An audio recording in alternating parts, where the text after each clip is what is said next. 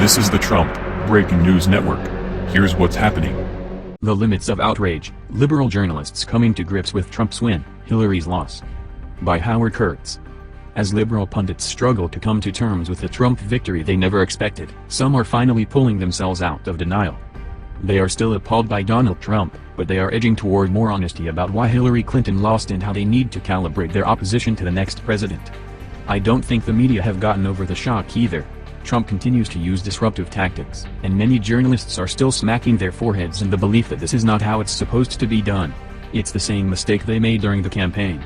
Governing is much harder, of course, and some tactics can backfire, but every president brings his own style, and takes advantage of new technology.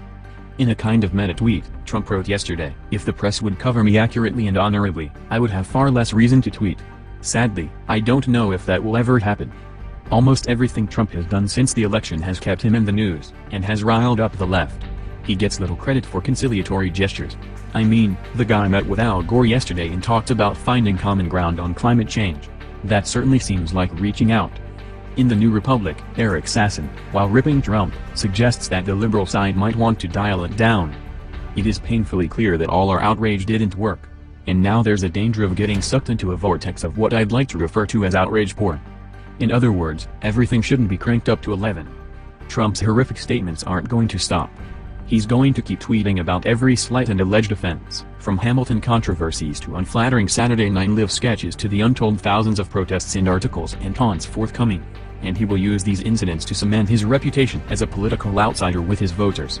He will weaponize these reactions, holding them up as proof of just how much know-it-all elites loathe his deplorable white base. The piece argues that Trump's more entertaining tweets distract from his business conflicts and controversies, and that left-wingers have every right to be outraged about, say, his cabinet picks.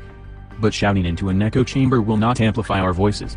To the extent that our outrage forces us to stay vigilant and harness our anger to formulate a plan of resistance, it can be useful. But we must remind ourselves that the television media, especially the cable news networks, will continue to highlight the glamorous if petty squabbles like the one between Trump and Alec Baldwin, while paying almost no attention to issues of grave importance like climate change. I would argue that the media's coverage of Trump, tweets and all, is getting more substantive. The journalistic uproar over his call with Taiwan's president wound up sparking a debate about the U.S. relationship with Taiwan, which is strong, despite the polite fiction that it doesn't really exist, and the risk of antagonizing China, whose cooperation we will need on North Korea and other geopolitical matters. At the same time, the initial media reports fed the narrative of Trump as a foreign policy neophyte unconcerned with decades of protocol. But the Washington Post reported yesterday that pro-Taiwan Trump advisors had been working on the call for weeks. The same goes for Trump doing a deal to save 1,000 carrier jobs in Indiana. The press loved the symbolism, but has explored whether the tax breaks involved amount to crony capitalism and provide leverage for other companies considering moving production to foreign countries. There also may be an evolution on the left on the reasons for Clinton's loss. Yes, she won over 2.5 million more popular votes, but everyone builds their campaigns to win the Electoral College. In the Huffington Post, which when Ariana ran it included an editor's note eviscerating Trump as a racist in every story, Zach Carter sympathizes with the Clinton campaign, but says its defense of its own righteousness helps explain why the election was close to begin with. While Trump ran a deeply bigoted campaign, he insists, his dominant performance among white working-class voters wasn't due to his campaign message alone. Much of Clinton's poor performance resulted from her campaign's strategic decision to not even contest the demographic. A good chunk of the Democratic Party intelligentsia applauded Clinton for taking the moral high ground, declaring the entire white working class to be a deplorable racist swamp. The notion that economic issues played literally no role, zero, in Trump's appeal became a common Democratic talking point. Democrats were good people, and anyone even considering voting for Trump was a bad person. While saying some working-class Trump fans may be bigots, the author says, the job of a presidential candidate is to appeal to our better angels and win votes anyway. Writing off the white working class is a pretty bad way to start. All of this was obvious to the Democratic Party, which plowed ahead anyway, insisting that anyone who wasn't on board with the first woman president was a vile sexist. During the campaign I argued that Hillary didn't seem to have much of a core message other than not being the scary Donald Trump.